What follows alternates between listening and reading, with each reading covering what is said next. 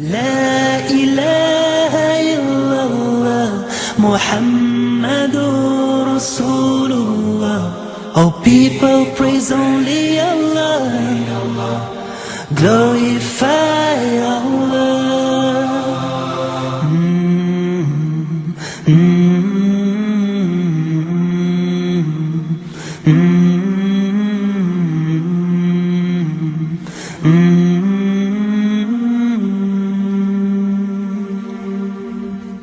الرحمن الرحيم نحمده ونسلم على رسوله الكريم ودعا الله نتنرزا ate nsalirako oyo nabi waffe muhammadin sallallahu alaihi wasallama owekitiibwa nzizenga puroguramu yaffe nekyatambula.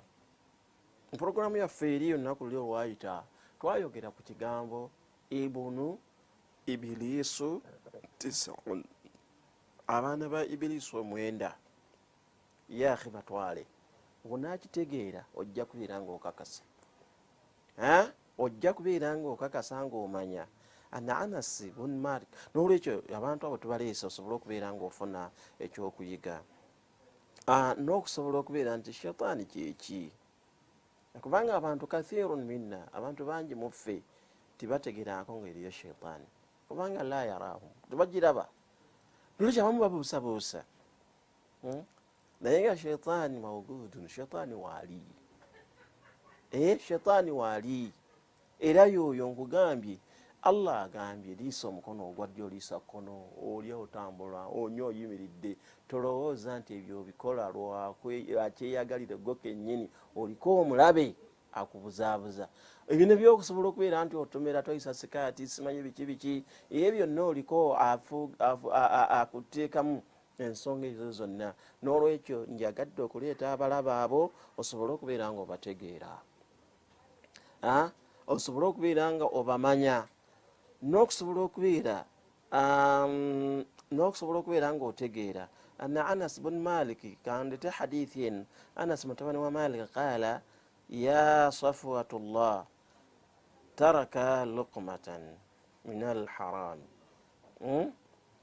ترك لقمة من الحرام أحب إليك 1000 ركعة تطوعا، فقال عليه ترك لقمة من الحرام أحب إلي من 1000 ركعة تطوعا. waduma Allah subhanahu wa ta'ala nkutegeeza nti n'okuleka okulya ebintu ebiri haramu, okulya ekintu ekibbe, okulya ekintu ekikumpanyi, okulya ekintu ekiri haramu, luqmat al haramu, entongi gyobeera olidde nga ya haramu.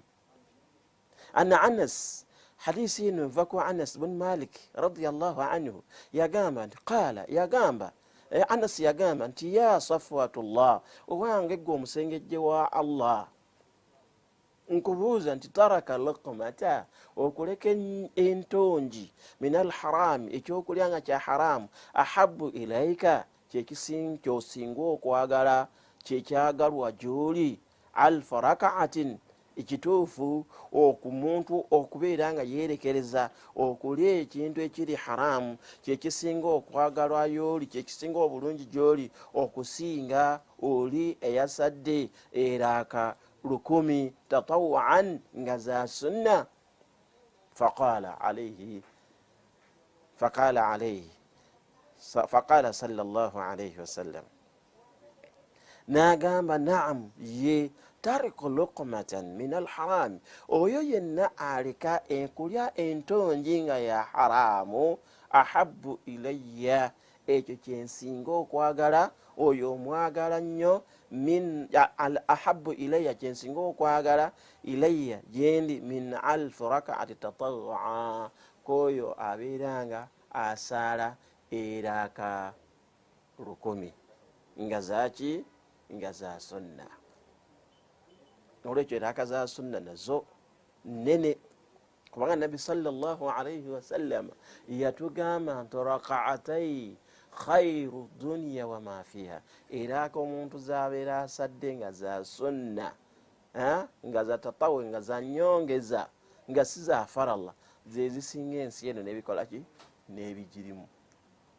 naye okumanya nga okuleka haramu kintu kikulu. Omuntu wabeera nga alese okubeera nga alya haramu, Allah subhanahu wa ta'ala amwagala, ni nabi we Muhammadin sallallahu alaihi wasallam amwagala okusingako oyo abeera nga ayimiridde n'asaala era akalukumi. Nolwekyo abantu ba Allah twegendereze nnyo okusobola okubeera nga mu mpoto zaffe tetuyingizaamu ebyo ebisinganibwa nga biri haramu. Tetulya haramu bannange, tetulya haramu, twewale haramu kubanga haramu erina ebintu bingi byereeta. Haramu edduwazo tezigenda kuwanukulwa, haramu ofuna obusungu bwa Allah. Okulya haramu onyiiju Allah subhanahu wa ta'ala akunyiigira nnyo, ogenda n'okubeera nga otuuka n'okusula emikono ya rabbi ya rabbi ng'agamba nti onsaba biki? Mat'amaka haramu wamalbasaka haramu, olya haramu, onywa oyambala haramu. N'olwekyo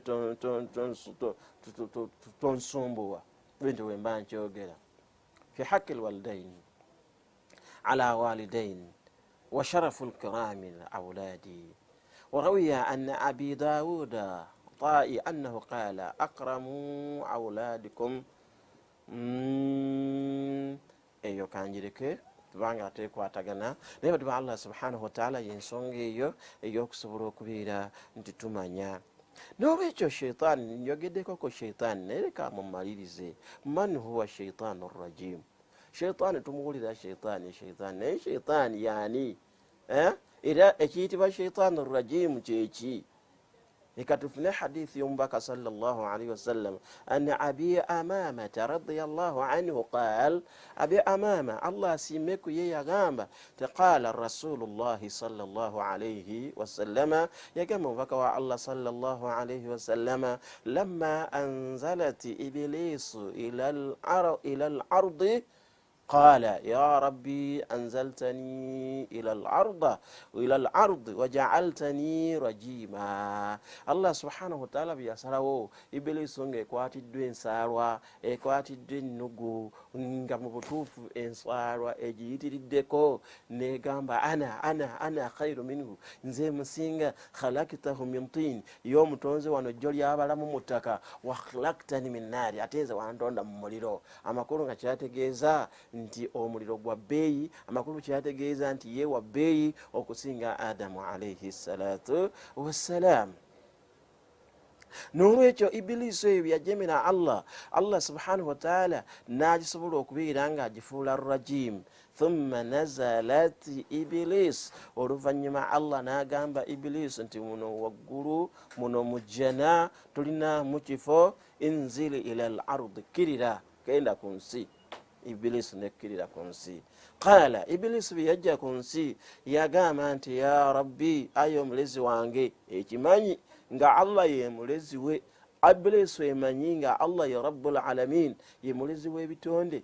Era Ibilisi yali mu kusooka nga tanaba kukwatibwa ennugu ku Adamu alayhi salamu, kyali kitonde ekyebaza nnyo Allah era ekisinza nnyo Allah waakyo subhanahu wa ta'ala. Era n'essaawa eno Ibilisi emanyi, olw'ensonga nti Ibilisi webanga ekusenzesenze n'okola haramu egamba inni bari'u minika, munnange gwe okoze kino naye nze ndi wala nnyo naawe, inni akhaafu Allaha rabbal alamin, nze gw'olaba wano nze ntya Allah omulezi waaki ow'ebitonde, neekuleka nga emaze okusuula muki mu buzibu, neekuddukako negamba nze tondaba. Ate ku nnaku lw'enkomerero tugenda kubeera nga tulajjana gambe nti bannange Ibilisi yatukema. Ibilisi ejje kugambe nti nze wandabako, nze wakola ki? N'olwekyo Ibilisi gyali Allah subhanahu wa ta'ala bwe yamussa kuno ku nsi yagamba nti ya rabbi, aya Allah wange, anzaltani, onzisizza ontadde kuno ku nsi, ila al-ardi, kuno ku nsi, waja'altani rajima, ate onfudde omuntu agobaganyizibwa, agobebwa saawa yonna, amakulu sirina bwe naatuula nentebenkera. Naye Allah wange nkusaba ompe ebintu 9. Jjukira wali department ye oba ebitongole bye, ministry ze ziri 9.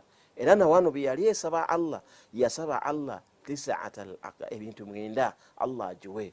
Yagamba ekisooka nti qala faj'alni li baita, Allah subhanahu wa ta'ala nasulangawa nkusaba onfuulireyo onteekerewo ennyumba mwe naabeera nga nsula nange nsobola okubeera kubanga saawa yonna nja kubeera nga ngobebwa era nga ngobaganizibwa nga sirina butuuliro bwonna. Naye nkusaba Allah wange ompeeyo ekifo nga kyange kiri makhsuusi nga ge maka gange era nga bwe butuuliro bwange bwe naasobola okubeera nga nange nsinziira omwo nimbeera nga nkajjala. Qala Allahu arrahmanu arrahim, owekisa Allah latifu alkhabir, owekisa omusaasizi n'addamu n'amugamba nti hamama, oyagalawo okusula, oyagala amaka go, hamama, zitooyi zonna geyaki gemaka.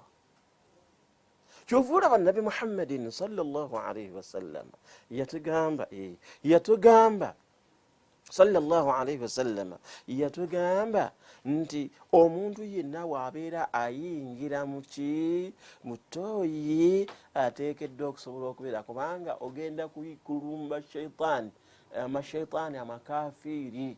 Kyebulaba Nabi Muhammad sallallahu alayhi wasallam yatugamba Allahumma inni a'udhu bika bismillahi Allahumma inni a'udhu bika minal hubuth wal haba'ith. Hubuthi gemajinni amajinni amakafiri amashaitani amakufaru agabeera mu maka gaago, ate amasajja wal hubuth wal haba'ith geego amakazi. Nolwekyo obeera nga ogenze oliawo pakunkana toyambadde nangatto mu kigere ne ku mutwe tobiseeko toyambadde enkofiira oliawo ogenda tumanyi na kigere kisookayo. Kyova olaba Nabi Muhammad sallallahu alaihi wasallam yatulungamya nga tayagala Allah tusobole okubeera nga tutuukibwako ku buzibu bwonna, n'atulagirira okugulu kwa kkono kwe kusookayo okubeera nga kwosoosaayo kubeera nga oyingira mu ttooyi era n'obeera nga oli ku bunkenke, toyogera, toliirayo, toddamu salaamu, toyitabirayo, tugamba tokolera kintu kyonna. Nolwekyo lwaki? Kubanga maka ga shaitaani Allah yagigamba nti hamaman, zitooyi ge makaago. Nolwekyo shaitaani ekajjalira esajjalatira, ekyo kyekigambo ekirungi kyemba nkozesa. Shaitaani esajjalatira mu ttooyi nesobola okubeera nekatagga nekamala okukamazi. Ekyokubiri Ibilisi yagamba negamba qala ya rabbi Allah wange anzaltani ila al-ardi waja'alni rajima, naye faja'alli majlisa. Allah nkusobola nteekereko winaasobola okutuula majlisa bwe conference center nga bwe tuli mu Uganda bwe tulina parliament, kubanga bonna abavunaanyizibwa era ababaka bagenda ne bateeseza eggwanga. Kati shaitaani naye tiyerabira yagaana okubeera nga yerabira ensonga eyo, yagamba nti faja'alli majlisa, nteekerawo wentuula nange conference center yange bwenaatuula sobole okubeera nga namula. Allah owekisa rahim n'agamba woba kyoyagala al aswaqu, nkuwadde obutale. Kyenva kinayogerako ku luli ku nsonga yonna nti obutale kintu kinene era yateekawo. Njagala weetegereza ebigambo bino shaitaani bye yasaba era bye bitongole oba ye ministry zaayo yateekayo. N'agamba aswaqun, obutale. Kyova olaba Nabi Muhammadin sallallahu alayhi wasallama yatugamba nti ebifo Allah subhanahu wa ta'ala ebisinga okubeeramu okunyiiza Allah byebifo obutale. Butale bulungi tufunirayo sente, gye tujja emmere, gye tujja engoye n'ebintu ebirala byonna. Naye muganda wange nkugamba nti mu katale bw'ogendayo, naddala mmwe abakolera mu katale n'obeera ng'omulimu ogw'okatale olinayo omudaala, olinayo edduuka, amakulu tozibya lunaku nga toyingiddeyo. Falyalzamu ala hadhihi alkalimat, wenyeze ku bigambo bino. Manya akatale siikako, akatale conference center ya Ibilisi. Ibilisi mwetuula bali bonna abakozi bane bonna badasimu ba abilu bano bamatuwanu bahanzabu bonna bamuleetera ne bagamba aha gwovaawa gundi okoze otya bibeera muki mu katale kyova olaba mu katale mubeeramu ebintu bingi era waliwo ebintu bimanyi mu katale nange binsimanyi naye mubimanyi naye woyingiranga mu katale yingiranga ng'osaba Allah subhanahu wa ta'ala edduwa eyo nagisomako ku luli egamba nti la ilaha illa Allah teri mulala yenna asinzibwa okuggyako Allah gwe wahdahu la sharika la oli omu wekka tolina kintu kyonna kikwegattikako wahdahu la sharika lahu lmulku wa lahu lhamdu la ilaha illa Allah wahdahu la sharika lahu lmulku wa lahu lhamdu yuhyi obwakabaka bwonna bubwo n'amatendo gonna gago gwawo obulamu era gwe atta wahuwa ala kulli shay'in qadir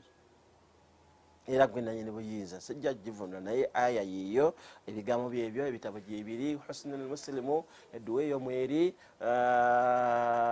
oteekeddwa okubeera nga ekitabo ekyo okigula osobola okubeera nga osangamu edduwa ey'okuyingira mu katale akatale si kyekifo ekirungi ennyo kyoteekeddwa okusobola okubeera nga omanyiira waliwo okusobola okubeera nga akatale akawali ewaffe ekaleerwe oyita ku kkubo naye ng'ate oyita mu kaleerwe awo tekikugaana kubanga obeera oyita mu katale tekikugaana kusoma dduwa waliwo zino za akedi era butale waliwo supermarket era bwonna buki bubeera butale era ja supermarket kutogenda ntani kano akatale ate kali super kalongoose kaamu amakulu nako woyingira era soma ebigambo kubanga mulimu okusobola okubeera nti oyinza okutuukisibwamu obuzito kubanga obeera ogenze mu mboga za shetani. So Allah subhanahu wa ta'ala nakkiriza ibilisu n'agigamba aswaqu obutale ye bifo byo byonaakoleramu byonaateesezaamu.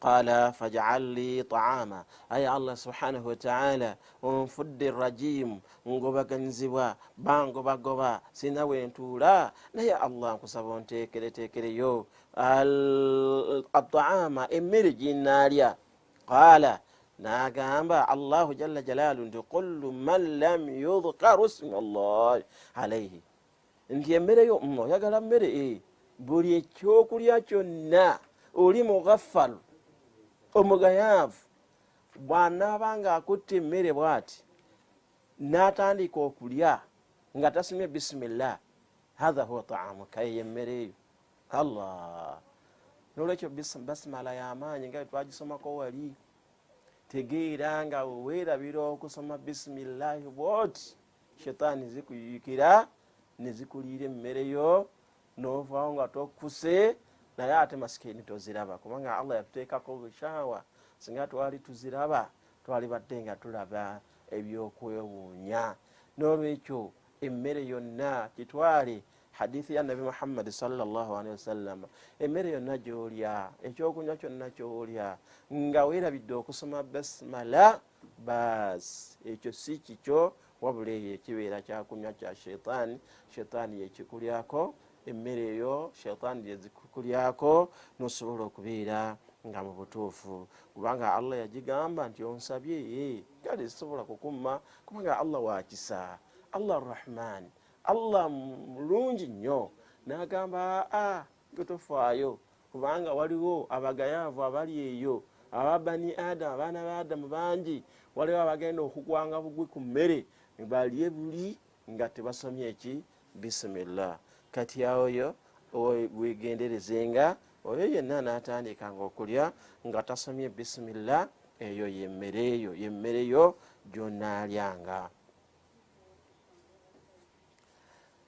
N'agamba kyokuna nti ya rabbi anzaltani ila al-ardu wanzisa kuno ku nsi oba ontadde kuno ku nsi naye Allah faj'al li sharaba ate ekyokunywa nanywanga biki njagala onteekerewo masharib ebyokunywa nange byennasobola okubeera nga wali nkajjala sobola okubeera nga anywa qala Allah subhanahu wa ta'ala jalla jalaluhu n'agamba kullu muskirin buli kyonna kitamiiza mmwe abanywa ebitamiiza mmwe Allah mmwe abanywa ebitamiiza ebyo bunywa biki omuntu n'onywa omwenge ne gukusuula, omuntu n'onywa omwenge n'ojjamu n'empale n'opama mu mpale n'ofuka mu lugoye lw'oyambadde, kutuuka otya ku mbeera eyo n'obeera nga kwegamba wobeera mukazi nga oyonsa omwana ogenda kuzuuka ku makya nga omwana yenna wamupamidde naye nga ekikolwa ekyo n'ente oba embuzi oba enkoko tesobola kupamira mwana gwayo. Enkoko embuzi tesobola kugwa ku kkubo, nosobola okubeera nga okolera ddala fi'ila al-bahaimu, ebikolwa ebikyamu ebitali. Wali aya gye mbasomedde nti walakad karramna bani adama, Allah ekitiibwa kye yakuwa kinene kisufu, oteekeddwa okusobola okubeera nga amagezi go gakuume. N'olwekyo Allah subhanahu wa ta'ala yagigamba nti nno, n'agigamba nti kullu muskirin, buli kyonna kitamiiza. Kati gwe manya ekitamiiza, sigareeti atamiiza, mayirungi atamiiza, omwenge gutamiiza, n'ebirala byonna bitamiiza, nebisobola okubeera nga bikyusa ku bulamu bwo n'entegeerayo. N'olwekyo ebyo byonna byakunywa byaki bya sheitaani. Era sheitaani negamba ekyokutano, negamba ya rabbi, aya Allah wange, ija'altani rajima, wansisa ku nsi kuno n'onfuula rajim, naye faj'al li mu'adhdhina, Allah njagala onteekereyo okubeera nga mbeera n'omulangirizi, yaani omukowooze, omwazinyi, njagala onteekereyo omwazinyi oyo anankubiranga obulango, nsobole okubeera nga nange ntegeerekeka mu duniya. Allah subhanahu wa ta'ala n'agamba kyoyagala, qala al-mizmara, zezo zonna ebivuga byonna. Waliwo bino simanyi biki byani ebyo, ebizungu n'ebitali bizungu, ebyo byonna mizimara, byonna ebivuga mu ngeri eyo, hatha huwa bintu byaki bya sheitaani. Fajtanibuhu, musobole okubeera nga mwewala sheitaani mwakajjala, n'abeera nga azitowera omwo, n'asobola okubeera nga abatuusaako akabenje. N'olwekyo muganda wange otulaba ku TV eno Salaamu TV, weegendereze nnyo era twalira ddala kino ekikusomesebwa kiteeke mu nkola. Onabanga okitadde mu nkola ojja kuwona enkwe za sheitaani.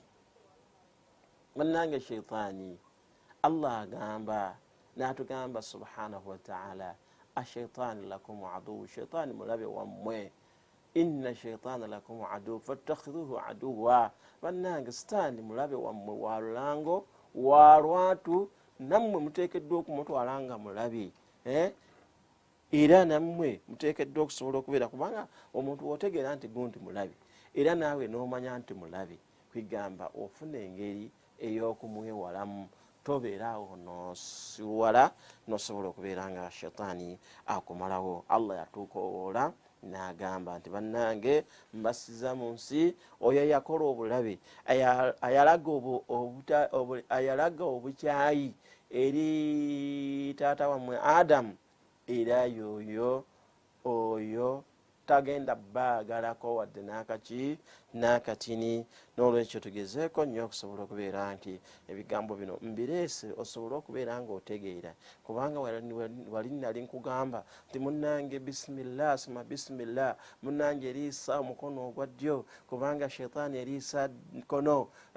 N'olwekyo gwe toliisa kono kubanga sheitaani gwe liisa ddyo. Tonywanga oyimiridde kubanga sheitaani eri eyimiridde, toli oyogera. Ebyo byonna tuzze nga tubikwewaza, ng'ebigambo byetukwewaza nabyo bibigambo by'omubaka nabi waffe Muhammadin sallallahu alaihi wasallama. N'olwekyo kwe kukuleetera nti munnange olina okubeera n'omulabe, kubanga omulabe aliisa kono, era waali sawa yonna twagambye nti yeebaka naawe, alya naawe, atambula naawe, ateesa naawe, atuuka wala nnyo, kubanga inna shaitaani, Nabi sallallahu alaihi wasallam yagamba nti inna shaitaani yajri min bani Adam, shaitaani esalambira mu mubiri gw'omuntu. shaytaani esalambira mu mibiri gyammwe majirdamu nga bwolaba omuki omusaayi. Can you imagine? Tunuulira omusaayi ngeri gukola ki bwe gutambula mu mubiri gwo, ni shaytaani bwete weesalambira mu mubiri gwo.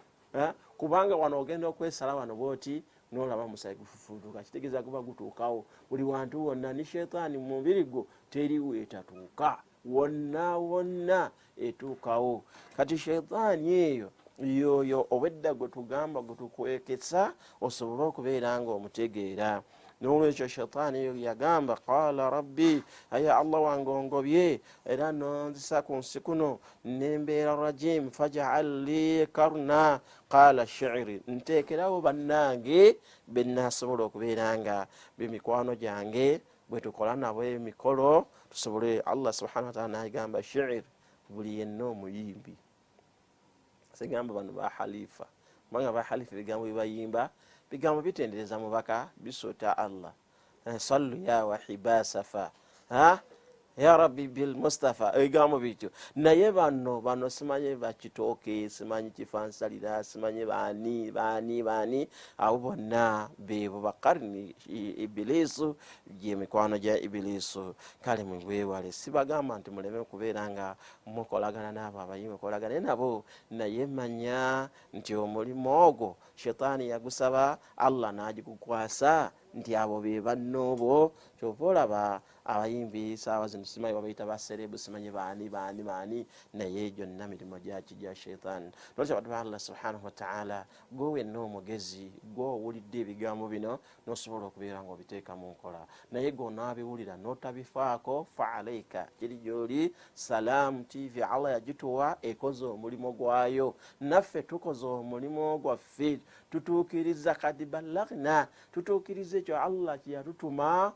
Allahumma fashhad, saba Allah subhanahu wa ta'ala ajulire era akakase ebyo tuba twogedde. Gonaabuzibwa n'osobola okubeera nga okola bibyo fa alayka, naye Allah akuleetedde Salaamu TV esobole okubeera nga ekutuusaako obubaka bwonna mu njuyo awo wooli, mu ddiiro lyo, mu kisenge kyo, wonna wooli, amu mulina TV ku motoka zammwe, era Salaamu TV obeera nga wogitega era osigala ng'olaba. N'olwekyo awo Sheikh Jafari wajjira n'asobola okubeera nga akulungamya ku bigambo ebyo, wonaabanga obifuula n'ogamba sami'na wa asayna fa alayka, n'ogamba mpulire naye njeemye, kiri gy'oli, genda otobe, genda ofafaagana ne shaytaani yo. N'olwekyo mwenna mbatumidde abatuuliza ababeera ku Salaamu TV eno, era mbagamba nti ye TV yammwe gye muba mulaba. Wassalaamu alaykum wa rahmatullahi wa barakatuhu. Mwenna mbatumidde. لا إله إلا الله محمد رسول الله.